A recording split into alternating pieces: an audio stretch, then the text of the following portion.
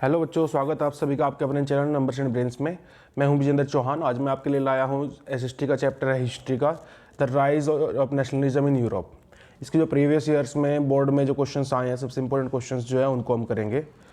तो हम स्टार्ट कर रहे हैं। सबसे पहले क्या है, 1 मार्क का क्वेश्चन जो MCQ है, which of the following revolutions is called as the first expression of nationalism.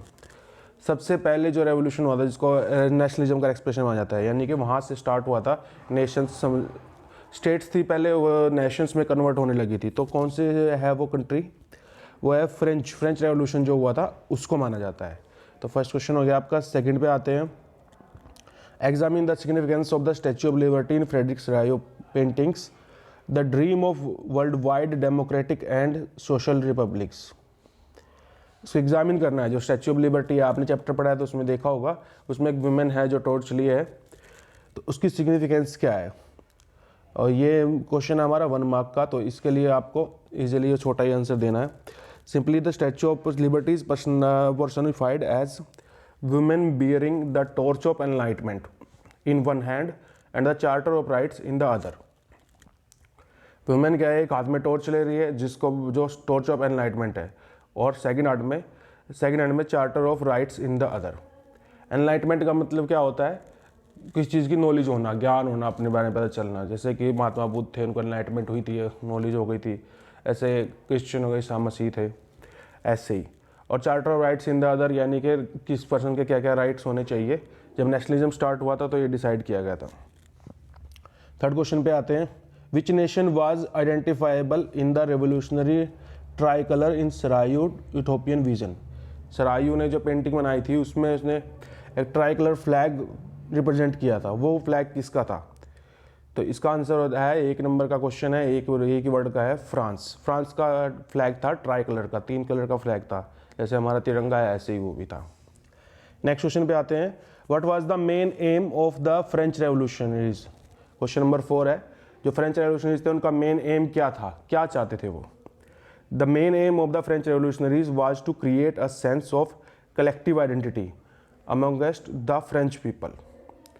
अब इसका एम ये था कि जो फ्रेंच पीपल है सारे एक कलेक्टिव आइडेंटिटी, यानी कि मिलके एकता उनमें आए, वो एक चीज़ को माने, जैसे सब माने कि हाँ वो फ्रांस के लोग हैं, फ्रेंच पीपल है सारे। ये कलेक्टिव आइडेंटिटी के लिए ये रेवोल्यूशन की गई थी।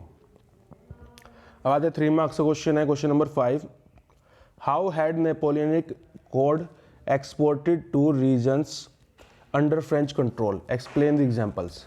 अब नेपोलियन ने जो अपना कोड बनाया था, यानी उसका अपना सेट ऑफ रूल्स था, अब वो जो फ्रेंच कंट्रोल में, फ्रेंच की जो टेरिटरीज थी, फ्रेंच जब नेपोलियन था तो उसने दूसरे देशों पे कब्जा कर लिया था ना, तो वहाँ तक कैसे पहुँचा, एग्जाम्पल के साथ बताना है। सबसे पहले नेपोलियन कोड था क्या, एज पर the Napoleon code all the privileges obtained at birth was dismissed, it establishes equality before law. जैसे बर्थ के नाम पे था कि भाई किसी बड़े इंसान का या किसी मंत्री का या प्राइम मिनिस्टर का बेटा है तो वो उसको बड़ा अधिकार मिलेगा, ऐसा कुछ नहीं था, सब डेमोलिश कर दिया। अगर किसी को अपना अधिकार बनाना है तो उसको अर्न करना पड़ेगा, ठीक है। इक्वालिटी स्टार्ट कर दी थी नेपोलियन ने, सबसे पहले सब इक्वल है।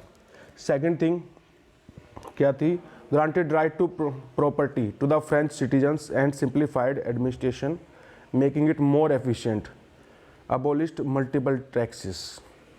अब प्रॉपर्टी, जो सिटीजन थे फ्रांस के, उनको प्रॉपर्टी राइट दे दिया था कि वो अपनी प्रॉपर्टी खरीद सके या मेंटेन कर सके, और एडमिनिस्ट्रेशन भी उनको दे दी। इससे क्या हुआ, ज़्यादा अच्छे से काम होने लगा। और उनको क्या है, कई जगह टैक्स देना पड़ता था, जैसे कि सबको पता होगा 3 स्टेट्स होती थी, क्लर्जी होती थी, जैसे जो क्रिश्चियनों का चर्च होता है, चर्च वालों को देना पड़ता था टैक्स, उसको राजा को देना पड़ता था, प्लस जो वहाँ का जो उनके एरिया का जो मेन हेड है उसको भी देना पड़ता था। 3 जगह उनको टैक्स देना पड़ता था, वो हटा दिया, एक ही टैक्स बना दिया सबका। अब जो थर्ड था, improve transportation and business travel and freed peasantry by abolishing serfdom या feudalism, weights and measures were standardised. अब तीसरा उसने क्या किया, जो वो पीजेंट्स थे जो अपना सामान बेचते थे एक जगह दूसरी जगह पे, उनके लिए ट्रांसपोर्टेशन इजी कर दिया, आना जाना इजी कर दिया, और बिजनेस ट्रैवल को। और पीजेंट्स को जो उनको प्रेशर पे रहना पड़ता था, हर जगह टैक्स, जहाँ जा रहे हैं वहाँ पे टैक्स टैक्स टैक्स, तो पूरे नेशन का एक ही टैक्स है, एक बार में दे दिया, काम हो गया पूरा भाई। और वेट्स और मेजर्स थे जो उनको एक कर दिया, जैसे किसी अलग स्टेट में जा रहे हैं वहाँ पे कोई किलोग्राम में अगर वेट को नाप रहा है, कोई ग्राम में नाप रहा है, कोई क्विंटल में नाप रहा है, कोई पाउंड्स में नाप रहा है, सब कुछ बंद कर दिया, एक ही यूनिट बना दी सबके लिए, जहाँ भी जाएंगे भाई ऐसे ही नापा जाएगा। ठीक है, ये था हमारा क्वेश्चन नंबर 5। अब उसके बाद आते हैं क्वेश्चन नंबर 6 पे। What was the status of France as a state before 1789? 1789 से पहले फ्रांस का स्टेटस क्या था? एज ए स्टेट थी ना, उससे पहले कंट्री तो थी नहीं। Which two political and constitutional changes came in the wake of French revolution? जब फ्रेंच रेवोल्यूशन आई तो कौन से 2 पॉलिटिकल और कॉन्स्टिट्यूशनल चेंजेस आए? 3 मार्क्स का क्वेश्चन है, तो ध्यान से इसका आंसर देना है। सबसे पहले, French was a full flashed territorial state in 1789 under the rule of absolute monarch. Monarch कौन होता है? तानाशाह, जैसे राजा था, राजा के अंडर था, फुल फ्लैश टेरिटोरियल स्टेट थी, टेरिटोरी के हिसाब से, जिसने जो एरिया जीत लिया वो उसका। तो उसमें कुछ भी अच्छा नहीं था। जो हायर लेवल वाले थे वो मज़े से जी रहे थे, जो लोअर लेवल वाले लोग थे वो बेचारे दुखी हो रहे थे। तो उसके बाद फिर क्या हुआ? विच 2 पॉलिटिकल और कॉन्स्टिट्यूशनल चेंजेस क्या हुए? सबसे पहले, French revolution led to the transfer of sovereignty from the monarchy to a body of France citizens. Monarchy यानी कि राजा और उसके मंत्रियों के हाथ में सब कुछ था, वहाँ से जो सिटीजन्स थे उनके हाथ में चार्ज आ गया। यानी कि जैसे हम बोलते हैं कि भाई लोकतंत्र आ गया, अब लोग अपने आप ही सोच सकते थे, अपने रूल बना सकते थे, उनके हाथ में कुछ नहीं रहा, राजा के और क्लर्की के हाथ में। Second revolution proclaimed that it was the people who would henceforth constitute the nation and shape it's destiny. क्या था? प्रोक्लेम किया गया कि जो लोग हैं वहाँ के, वो ही नेशन बना रहे हैं और वो ही उसकी डेस्टिनी डिसाइड करेंगे। So the French revolutionaries introduced various measures and practices that would create a sense of collective identity amongst the French people. अब उसके बाद क्या किया? अलग अलग ऐसे तरीके और प्रैक्टिसेस ढूंढे उन जो रेवोल्यूशनरीज थे उन्होंने, जिससे कि जो फ्रेंच पीपल है वो एक कलेक्टिव आइडेंटिटी डिफाइन कर सके। कलेक्टिव यानी जो सबके लिए यूज़ हो सके, ऐसा नहीं कि अकेला कि भाई मैं ये हूँ, मैं वो हूँ, नहीं, हम सब एक जैसे हैं। ये काम किया। नेक्स्ट क्वेश्चन नंबर 7 है, जो 3 मार्क्स का ही है। What are the Jacobin clubs? How did their activities and campaigns help to spread the idea of nationalism abroad? Explain. अब जैकोबिन क्लब्स क्या था? ये 2014 में आया हुआ है और CBSE में ही। तो एक्टिविटीज़ और कैंपेन्स, कौन सी एक्टिविटी कैंपेन थी जिससे ये आइडिया ऑफ नेशनलिज्म फैल गया चारों तरफ अब्रॉड में? एक्सप्लेन करने के लिए बोले तो simple, as the news of the event in France reached the different cities of Europe, students and other members of educated middle class began setting up Jacobin clubs. जैसे कि फ्रांस जो आज़ाद हुआ था, रेवोल्यूशन आई थी, उसके बाद क्या हुआ, जो न्यूज़ पूरे यूरोप की सिटीज़ में फैली, तो जो वहाँ के जो पढ़े लिखे लोग थे, मिडिल क्लास लोग थे, उन्होंने जैकोबिन क्लब बनाने शुरू कर दिए अलग अलग जगह पे। The spread the ideas of liberalism in different parts of Europe. Liberalism क्या होता है? आज़ादी का आइडिया अलग अलग पार्ट्स में पहुँचाना शुरू कर दिया यूरोप में, क्योंकि सबसे पहले तो फ्रेंच रेवोल्यूशन ही हुई थी, उसके बाद यूरोप में फैलने लगी बात कि भाई आज़ादी क्या होती है, क्या उसका मीनिंग है, क्या क्या फ़ायदे होते हैं। दस the ideas of freedom for the individual and equality of all before the law. क्या है? आज़ादी के आइडियाज़ आने लगे उनके पास और equality of all before the law, government by consent etcetera spread. कानून के नज़र में सब एक समान है, चाहे वो बड़ा मंत्री हो कोई, चाहे राजा हो, चाहे वो कोई आम नागरिक हो, सब समान है। ये चीज़ फैलने लगी जैकोबिन क्लब्स के through. With the outbreak of the revolutionary wars the French armies began to carry the idea of nationalism abroad. अब जैसे ही वॉर शुरू हो गए, क्योंकि नेपोलियन आ गया था, नेपोलियन ने आसपास की स्टेट्स में कब्जा करना शुरू कर दिया था, तब क्या हुआ, जो वो आइडियाज़ थे नेशनलिज्म के, अब्रॉड यानी कि फ्रांस के बाहर भी फैलने लगे। अब इसके बाद आता है नेक्स्ट क्वेश्चन नंबर 8, जो 5 मार्क्स का क्वेश्चन है। The first clear expression of nationalism came with the French revolution in 1789, examine the statement. देखिए ये क्वेश्चन 5 मार्क्स में, the first clear expression of nationalism came with the French revolution. Clear expression यानी कि पहले लोगों को idea नहीं था कि अगर आज़ादी मिलेगी अगर तो कैसे मिलेगी। तो देखिए 5 मार्क्स का क्वेश्चन है, तो आपको मेन इसका बताता हूँ मैं, जिससे आप बना सकते हैं, क्योंकि पूरा एक्सप्लेन करने में तो 1 घंटे की वीडियो हो जाएगी। देखिए the first clear expression of nationalism came with the French revolution in 1789। France was a full flashed territorial state in 1789 under the rule of an absolute monarch. ये सबको पता है कि राजा के कंट्रोल में था उस टाइम तक।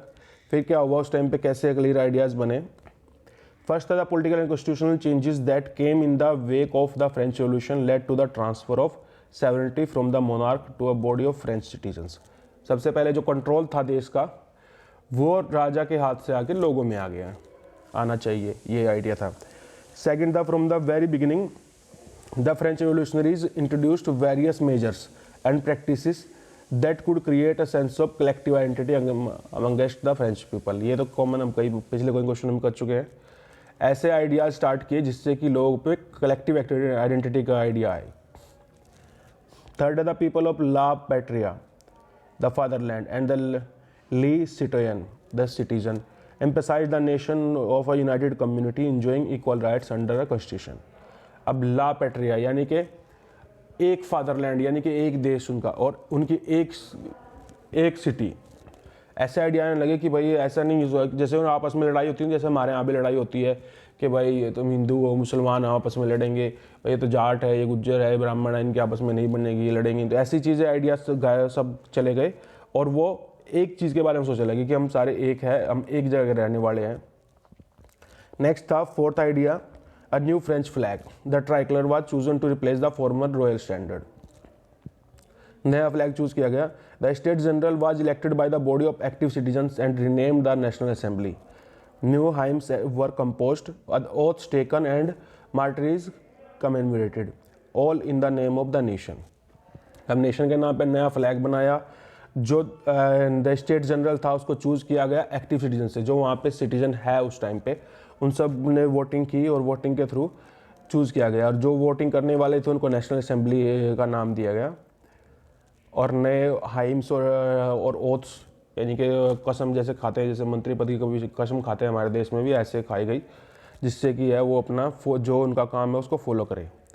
अब जो फिफ्थ था, the revolutionaries further declared that it was the mission and the destiny of French nation to liberate the people of Europe from despotism. अब ये भी एक उन्होंने लास्ट फैसला किया था कि रेवोल्यूशनरीज ने कि क्योंकि उनका वो लिबरेट हो गए हैं, अब उनका ये कर्तव्य है यानी उनके लिए वो है मिशन है उनका कि उनको पूरे यूरोप में आइडियाज़ फैलाने हैं और पूरे यूरोप को आज़ाद करना है। आगे चलते हैं क्वेश्चन नंबर 9 पे।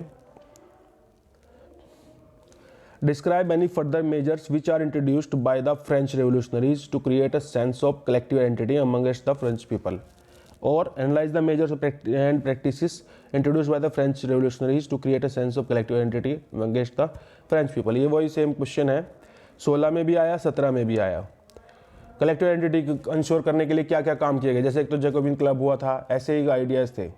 तो जैसे मैंने पिछले क्वेश्चन में बताया था मेजर प्रैक्टिस क्या होता है, सबसे पहला idea of la patria and le citizen, वही है फादरलैंड और हमारी city.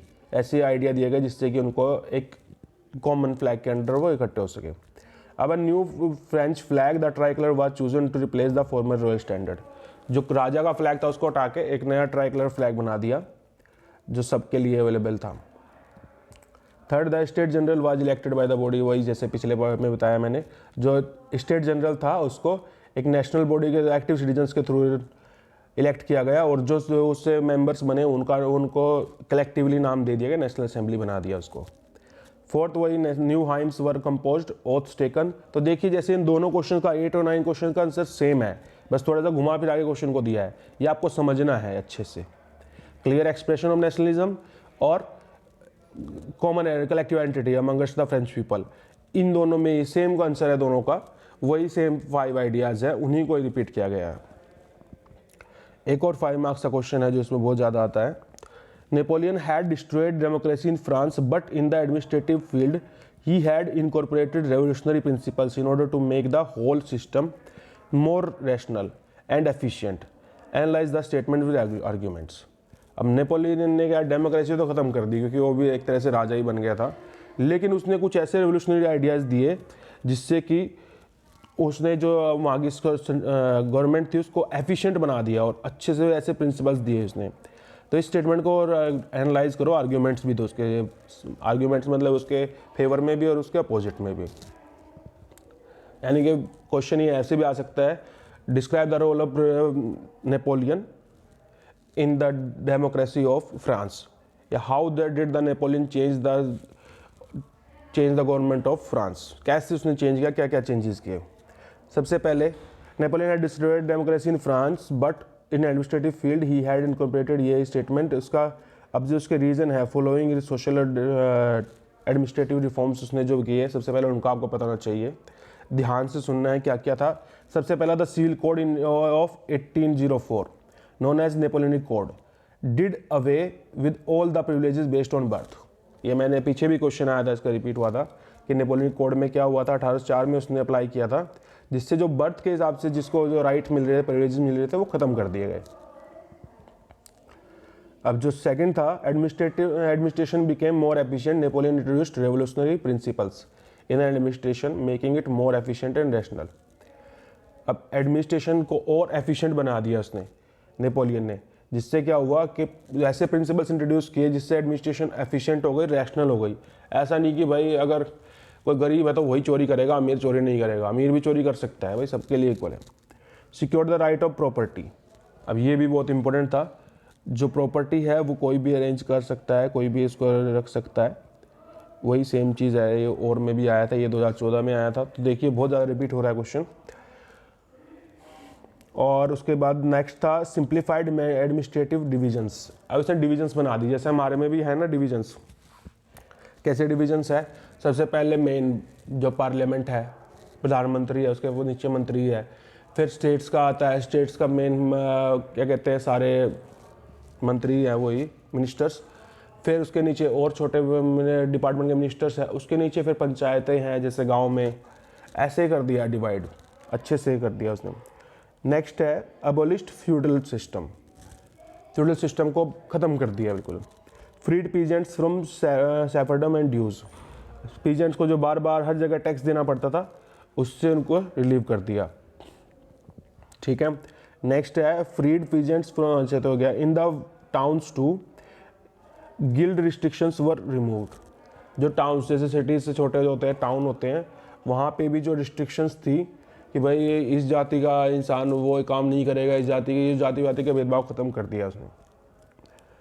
Transport and communication were improved, transport और कम्युनिकेशन बहुत ईजी कर दिया, और ताकि एफिशिएंटली और फास्टली कोई चीज़ को ट्रांसफ़र किया जा सके, जो वही पीजेंट्स के लिए बहुत अच्छा था।